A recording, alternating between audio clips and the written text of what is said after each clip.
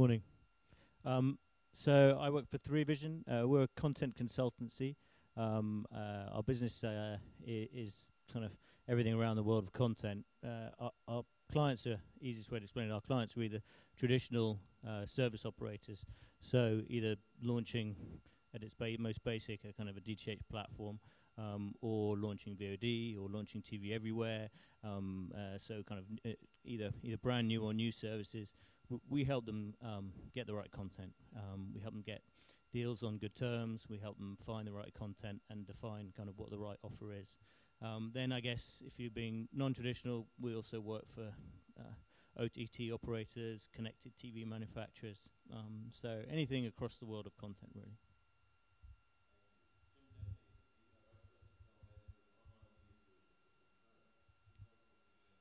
Good morning, I'm Jim Dennany. Concurrent has been providing solutions for video delivery and media data and advertising solutions to the pay TV industry for over 12 years now. So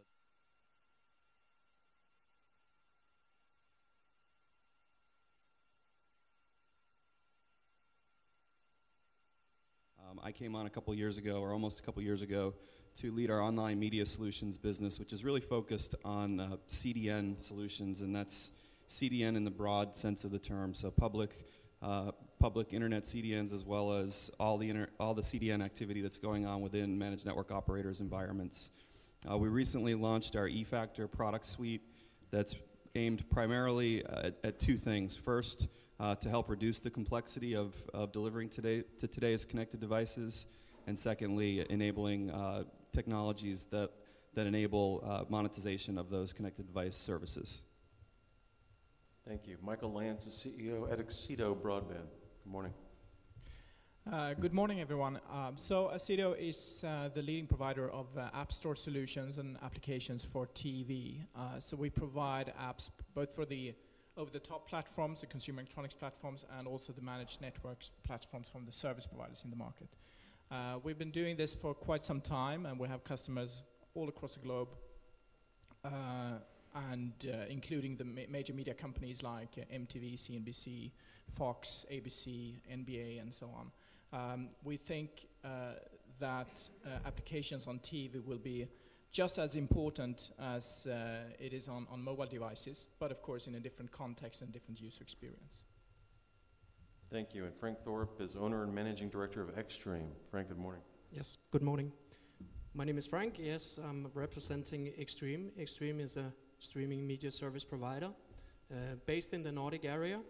We have a focus on our online video platform called MediaMaker, which is the heart within OTT services in our area, serving companies like Telenor, Comoyo, Canal Digital, and other major content providers in our area. Thank you. So, adaptive bitrate technology has given us much better looking, much better quality video online, but it's also created very disruptive workflow experiences for people who design and deploy these networks. Andy, I want to start with you. Talk to us about how disruptive, though, the proliferation of devices that can consume this content has been to how you think about your video workflow and offerings. Is that me? Or yes, Andy? Oh. How do you plan for all the screens? What are some of the things you have to start thinking about initially? Well, I think our clients come to us for that kind of simplicity in the total management. And, you know, I think I'll kind of deviate the question slightly by saying that, you know, most of our clients are studios. You know, these are the Paramounts, the Foxes, and a lot of the international movie studios. And you would think that for these guys that create, you know, moving pictures and motion pictures, they would have this completely figured out on the marketing side. But the reality is that, you know, I think most of the emphasis has been on the, you know, the actual long form. When it comes to the marketing side, it's actually quite fragmented. So, you know, Preview comes in and we provide essentially the end-to-end solution. We do the encoding for them. So I don't want to oversimplify it, but essentially, you know, the client gives it one file, we encode it across 10 plus different formats ready for distribution.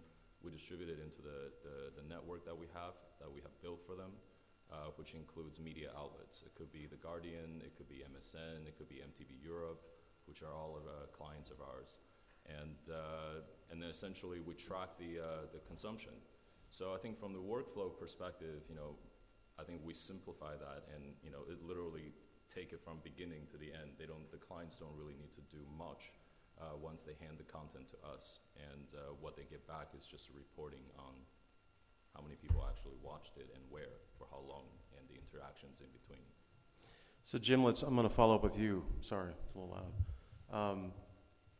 How do you? So Andy said it's simple, but the customers, clients, and rights holders I talk to have said that things are more complex than ever. So with a Galaxy tablet, an iPad, Android devices, this whole universe of screens, how do you plan to reach all those devices? I mean, ultimately you'd like to reduce it down to just a couple of different flavors, but I mean, how do you guys approach that? Yeah, so we try to solve the problem for our customers and their customers, so we don't have the workflow ourselves, but when I introduced myself, I talked about reducing that complexity of today's connected devices, and our focus right now is on the adaptive bitrate formats. So there's 3 leading formats in the market right now. There's another one more standards-based that's on the horizon, and probably more. But there's commonality in them, and I know I think we've got a question coming up about the codecs and leveraging those codecs. But simply, we think the right solution is to create one copy of the asset, multiple bit rates, but one copy of the asset, and then on the fly repackage that, or as we call it, transmux that content into the different adaptive bitrate formats. So it simplifies that workflow by just creating the one asset, and this can be done for live and on demand, but it's the transmuxing or on-the-fly repackaging that we think really helps with this. Thanks. Einar, over to you in the digital home and the OTT side of the business. Is it any more complex? Is it any easier? Because you're dealing with maybe a more static universe of set-top boxes or devices that are consuming the content. Is it any easier? Well, to be honest, I think it's quite complex. I hear that everyone providing a solution for this, they say that, like you said, Jen, we do encoding in 10 different profiles. It should have been necessary to do that. We are using smooth streaming, adaptive streaming, and we want to deliver a good user experience for our customers. But then there are boxes and devices, connected TVs, and handsets not supporting that smooth streaming, and then we have to re-encode and transmux everything. So, to be honest, I think it's quite complex. So I'll follow up then. So what can the audience take away from that? Is there a way to simplify it, or is it just a matter of having to deal with all these different flavors of content, flavors of technology, so that they can consume the content? What are the takeaways? Well, we saw adaptive streaming for the first time. I think it was maybe 3 years ago. Now it's 5 standards, very similar to each other, but so different. So everyone's supporting different kind of DRM, a different formats and protocol. So I hope that we see some kind of standardization in the future. I do. Thank you. Frank, I'll move down to you. So let's talk about mobility. When you help your customers design these workflows, aside from the largest platforms, Android and iOS, Symbiont's still pretty large over here in Europe, how are you helping them target devices, and what do you focus on? I think the focus from our side is to create some environments which are actually fitted into the platforms that our customers want to be on, more than focusing on the codecs encoding part of it. because the encoding part of it is something that we can fix. The most important thing is to create compelling environments which are actually fitted into the device that the customers need to go to market with. So, so we very much focus on the platforms that we want to serve our clients on in terms of usability and fitting in the content flow into the platform, more than we focus on the codecs, because that is something that today for us is something that is naturally challenging, but we will cope with that. So a few of you have touched on this, and it's kind of an emerging trend, so forgive me if I go a little off reservation and things we haven't talked about in our prep for the panel, but and I'll throw this out to the entire panel. What about MPEG Dash? Does anyone think that will help solve some of these problems and some of these complexities? I mean, the standard will be ratified next month, and I've heard interest from cable and telco operators, and also on the delivery side. So there's enough interest there, but I'm not sure there's enough ubiquity there. Anyone have any thoughts on MPEG Dash and how that might help simplify the problem? So, and for reference, MPEG Dash is an attempt to standardize on deliver via HTTP. I'll take a shot. Sure. I think it's actually going to probably, at least in the short term, add to the confusion because it's another format. It is standards driven. I get varying levels of interest from customers. I seem to have a little bit more interest in Europe than I do in the States for that format. I think you've always you've got the situation of the iDevice, and as long as that's there, you're going to have to support HLS, and I don't know that Apple's going to run to MPEG Dash anytime soon. So I think it's another one of these formats. As long as the codecs are consistent, and I believe they are, then I think you can handle it with a repackaging kind of approach. So do you think that we're trying, that as an industry, as a group of people around MPEG Dash, we're trying to solve a problem, but at the end of the day, we're just creating another rendition that we all have to support in terms of vendors, suppliers, rights holders? Yeah, I think it's the right approach, but I think you've got the power of industry heavyweights that's going to make it a longer time frame for it to become the standard. And as long as there's not a single standard, then you've got this situation. Michael, follow-up? Yes, I don't know about this specific technology. I just wanted to make a reflection. So I personally, I don't believe in standardization. I think that's a mirage. I think we will definitely have, over the next, foreseeable future, there will be multiple standards, multiple solutions in the market, which is ultimately good, because that's a sign that innovation is working. If technology is improving and things are changing, there will always be new companies figuring out new technologies that will improve the existing technologies. And voila, we have fragmentation in the market. So I think this is something and my recommendations to everyone is create processes to deal with fragmentation, because you will have to live with it for the next, the foreseeable future. So Jim and Frank, you both touched on this a little bit. Let's delve into the technology side of it just a little bit. I don't want to have anyone's eyes roll back in their head, but has the commonality in payload in H.264 and AAC amongst the three major formats made things any easier? And I'm reminded of a question I was asked years ago. I had an engineer at Yahoo ask me, Matt, what's the universal codec, right? And you couldn't help but laugh, right? I mean, it's a great idea and concept, but even though we have some commonality amongst these payloads,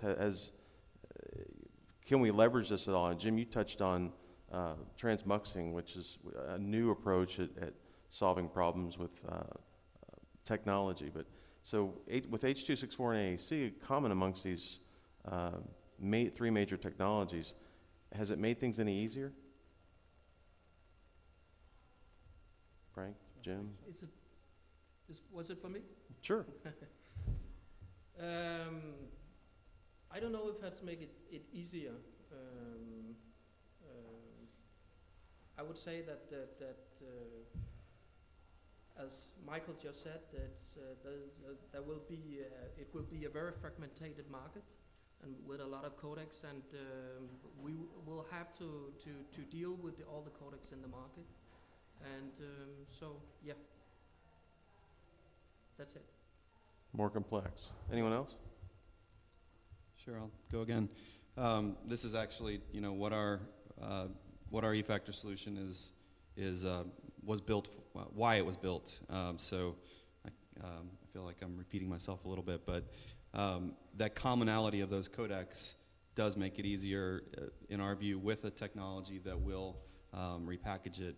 Repackaging or transmuxing is really just opening up the container and extracting those codecs and the metadata that's inside the container and repackaging it into the different containers that are used for adaptive bitrate streaming, and then of course chunking it or fragmenting it for delivery to the clients.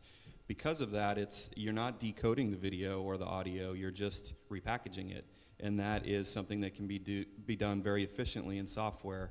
And so we've done that. I know there's other industry players. I know that NVIDIA's got a similar type of product as well, that do this in software and can do it very efficiently. So if you do have that single source asset, you can use that to deliver to all the formats and put this packaging out in the network where it makes most sense for your network, or for your network, for your CDN. So that commonality and the fact that all the players support a common codec, or H.264 and AAC, or oftentimes MP3 audio, you can do this type of solution, and it does, I believe, strongly simplify the workflow. Yeah, I agree with that. It's very good feedback, and I can't help but wonder if 6, 12, 18 months from now, if WebM ever takes off, or if we get something new that adds complexity to that. To Jack's point, or to Jim's point rather, your transmuxing benefits of scale go away when you have to introduce a new codec to the mix, right? So it makes things a little more complex.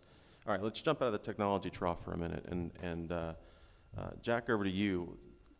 Talk to me about what you go and discuss with your customers that you consult when they look at these new screens. So you've got tablets that are springing up everywhere. We've got some that are prevalent, that are more common than others. But if I'm a rights holder, what do I have to think about with these additional screens? How do I reach them? What's the strategy? How do I make money off of it? I guess it's great to sit here and hear the technologists talk about complexity, because if you think it's complex, you should sit in the room with the content owners and the service providers. I think the challenge, really simply put, the challenge that our clients face, whether they're content owners delivering kind of even direct to consumer or to their service platforms, or service platforms themselves, is they want to, I guess, maximize their reach and minimize their effort. So at the moment, that means for a lot of them picking the low-hanging fruit. So let's launch something for the iPad, the iPhone, let's launch for this. And they're going through these issues, that they're developing their business cases, and they're launching these services, but kind of it doesn't make it easy then for them to market and sell these services, because everything comes with a caveat. You can't tell the customer that they can watch the content everywhere on any device, because if they have an Android, they can't watch it, or if they have an iPad, they can't take it out of the home.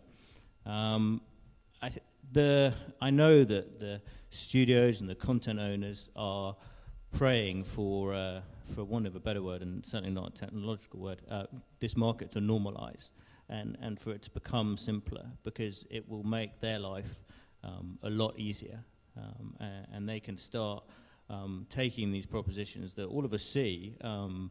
You see great marketing and great pushing of if you're in the UK, you see Sky Go. If you're in the States, you see all the different services from Comcast, Optimum, Fios, talking about kind of taking it on any screen, anywhere, but actually genuinely meaning it and not breeding problems with consumers who are ultimately being let down. So a follow-up there, and again, because you on both sides of the pond, you're talking to customers.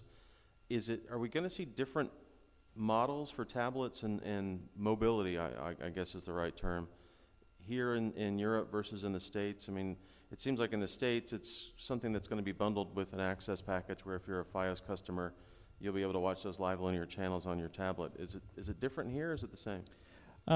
I think we see variations market by market. There's lots of different market conditions that will determine what the platforms do. I mean, ultimately, I think I see more of a shift towards the services being made available. I guess free at the point of access is the way I'd like to put it. But obviously, there's often a product association in there with your provider that's required. So I see there will be markets where they'll be charging a premium for it, but I see more and more kind of the added value play for the traditional players kind of holding onto their market and staking out a position as kind of various threats come in from OTT providers. But it will vary. I think one of the complications on top of all of the technology is some of the App Store terms and condition issues as well. So there's not just technological issues and rights issues, there's kind of commercial issues around there as well.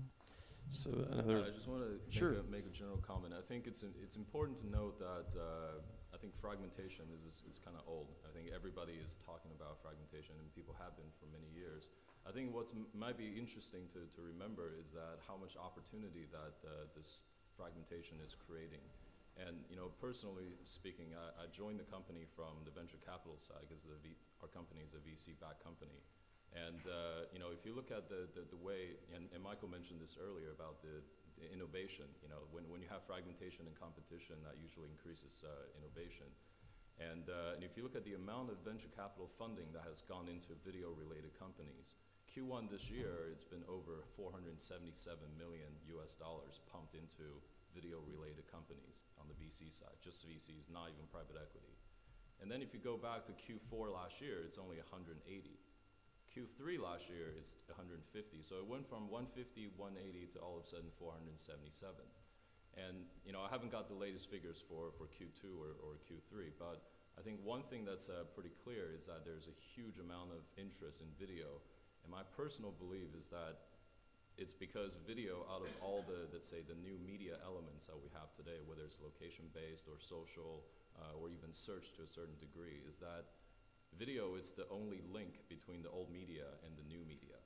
So as it carries a lot of legacy and a lot of weight and also baggage with it. So the fragmentation is not just addressing these new issues, but it's partially dealing with the legacy of what has been done in the last 4 or 5 decades.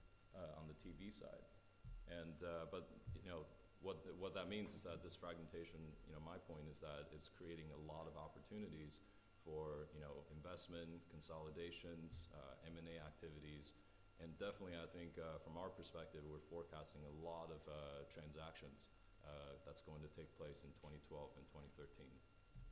So Andy, a follow-up question for you. You talked about feature-length content earlier. So as an anecdote, last couple of shows I've done with, I've heard people from the MSO side of the house talk about the first screen being the living room. Now, I for one disagree, because if you talk to any 20-year-old today, the first screen is their tablet. It's an iPad. But talk to us about the models that you see for how people are going to consume content on these mobile devices, on tablets, and how it's monetized. Is it subscription-based? Is it title-based? What do you think is going to happen in the next year? Well, I think this is partially a philosophical discussion, but I think my personal view on this is that I personally believe subscription fee is probably more sustainable than one-off. But that's just that's my personal view. But I think when it comes to I think we all know location is not is not, let's say location is probably more important than, let's say, being in the living room in a fixed place versus mobility. Sorry, let me rephrase. Being able to actually access the content on any devices, and people have been talking about this for quite a few years, and I think we're now finally seeing that this is becoming the reality.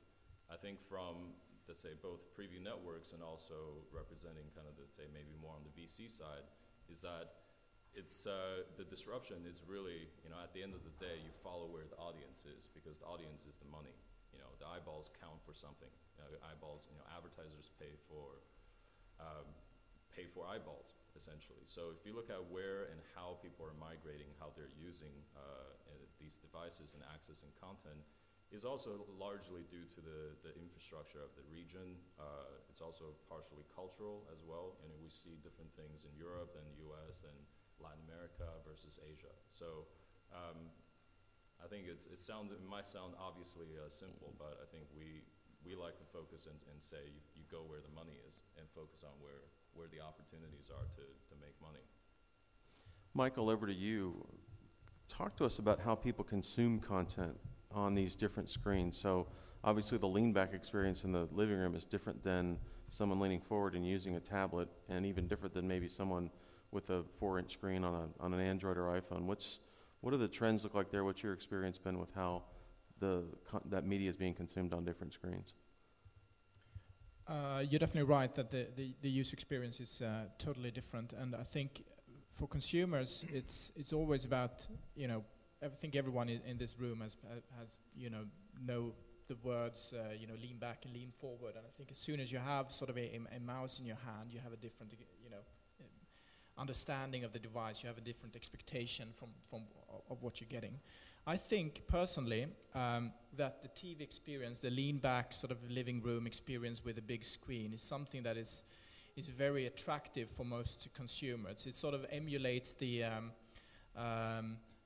campfire. Sort of you sit around and consume stories together with you know, friends and family, and I think some of the content, or most of the content that has been created today has been created for that experience. That doesn't mean that there aren't content, there won't be content out there that is more suitable for other screens, and that doesn't mean that some consumers won't consume the majority of their personal content on other devices. But I think that will be, in terms of hours consumed, that will be, you know, over the next 10, 15 years, that will be very tiny. But of course, in terms of people catching up with the latest show on not the Tube in London, because the mobile networks don't work there, but you know, on trains and so on, to catch up with the latest content that they missed the day before. That will definitely happen, but I think in terms of the mass volumes of content consumed will still happen in the living room environment, the big screen consumption. Einar, over to you. What's maybe a follow-up? What's your experience been with that? How is the consumption model varied by the size of the screen? Well, I think the most important is that the product is easy to find, easy to use. What we see, we just launched, so we just launched on PC and on computers. And when we launched, we got feedback from all customers. Why isn't this service available on Android, on iPad, on my iPhone? So the consumers, they are expecting more from us, from a video on demand store today than they did just 2 years ago. I'm reminded of a story that I heard a couple weeks ago at a show where, for those of you familiar with HBO Go, the consumption models on that service are just skyrocketing. They're driving people from a broadcast and then saying that the next episode of that particular show is available immediately on the HBO Go application. Their usage patterns have been just very dramatic. So Jack, back to you for a strategy question. Will we see the rise of a non-broadcaster who finds success in offering something in a tablet or in a mobile experience without having that broadcast presence? Great question. I was at MIPCOM last week, which is the big kind of TV market every year, and people couldn't stop talking about Netflix to the point that it got really boring. I mean, Netflix is a bit of an aberration because of the way they've grown and the way they've got to where they are now, but I guess kind of they're the biggest one that answers sort of your question. The capabilities of and to be really clear, of kind of non-integrated with other major content organizations, i.e. kind of not Hulu, the capability of companies that kind of are independent to break into kind of the OTT video market and to carve out a big space is pretty low in my mind. You could have knocked them for quite a few years, but old media has done a pretty good job at moving into the new media space. And if you talk to some of the kind of very large commercial content organizations in Europe, they're putting up walls right now that have got pretty rude signs on it to Netflix. And they don't want Netflix coming into their market. And the possibility for other operators to do that are pretty limited. There will always be opportunities for people with products that have kind of carved out the right market and the right segment. So don't get me wrong, there will be a lot of people out there kind of taking opportunities. But in terms of the kind of the major players, they're certainly not written off, and I think it's going to be a real challenge for new companies to carve out a big space. Thank you. So Frank, down to you. What do you think about the new models where we're enabling live linear channels to be offered on all these different screens, and the ability to provide the broadcaster with new ad revenue, so ad insertion? How important is that today, and you know, what are your customers thinking about that? I think it depends, of course, on the client. But as Einar just said, the consumers expect much more today than they used to. And for larger content providers, it's very important that they are represented on all platforms in order for them to keep the clients. So I think today it's very important that you have a strategy for all the platforms. And of course, it will vary from customer to customer, because for a company like Telenor, which is a larger telco, you want to create added value services to keep your clients benefiting from it, in order for them also to attract more telco service business. So it depends. It depends on the business case that the client has. But it certainly is important for the clients today. Okay. So if we have product managers in the audience, we may not, we don't know. But from these different major technology providers that we've talked about earlier, and there's one thing that you could tell them that needs to be fixed, or whether it's something that's broken or something that's a new feature in their technology, people from Adobe or Apple or Microsoft, what would you tell them? Jim? I actually asked my engineering team about this before the panel. So interestingly, one of the points of feedback was thank you for standardizing on the codecs. So that has enabled companies like us to make solutions like we have. The one area that I've had feedback on that's been more challenging is the documentation on these adaptive bitrate formats, player support, and just kind of figuring out the black art of working and delivering the highest quality user experience to those clients. Michael, or Frank, any ideas there? Well, I could at least add a comment from the sort of application platform perspective, and that is so whenever you deploy a content solution, a content application, you need to get the UI working, the application itself, and you need to get the content playing as well, which is the codec part, and we're more specialized in the user experience, the application itself. And my main feedback to every product manager is that get the stuff working rather than adding new features. That's the core thing, because there are so many platforms out there, and there are strange defects and bugs in the platforms that you normally shouldn't have. So I think there is a lot of focus on getting new features to the market rather than sorting out the existing ones. Okay. Any other thoughts there? Anyone? Okay. So tough one, but I'll throw it out to the panel. what is the one most difficult thing that we face as an industry and with our customers in helping them to reach these screens? Is it the complexity of the workflow? What's the one takeaway, the toughest problem that we have, and what's the potential solution?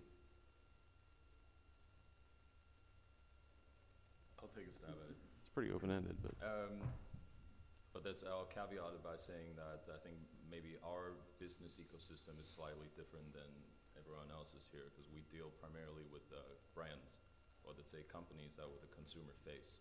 So we deal with the guys like Georg Jensen, or the Paramount Pictures, like I mentioned before. I think our complexity is primarily, it's less about it's not just the workflow, but it's actually the businesses themselves. So from our perspective, we kind of run across digital PR, digital media and marketing, and also digital advertising, let's say the advertising solutions, but also the content management systems like Uala and Brightcove, the enterprise kind of the large players. So our complexity is that it's very, very fragmented, not just in the ecosystem, but it's actually very fragmented on the client side. So the clients actually don't know how to consolidate on their end. Therefore, they're having a hard time buying into all of our services. They'll buy into one, but restrict it to only that one, because the other part is they either don't have the team in-house or they've never even focused on it. So from a self-reflecting standpoint is that we can only provide the education to the client, and to say we provide a much more complete solution, and hoping that they would get there as soon as possible. So. Anyone else? Just from my point of view, I guess a lot of the complexity you're talking about, I sort of put in another box, and sort of it gets outsourced and solved by greater people. So from my point of view, it's normally around it's normally about the rights holders and the associated security concerns. So on that side of it, it still remains a challenge with all of the different devices. Will Ultraviolet help that? There's kind of a lot of positive vibes coming out about Ultraviolet. Obviously, some of the studios very much supportive of it, but it's hard to say. I'm probably not the best place, but I think it looks like a lot of them are feel very confident about that.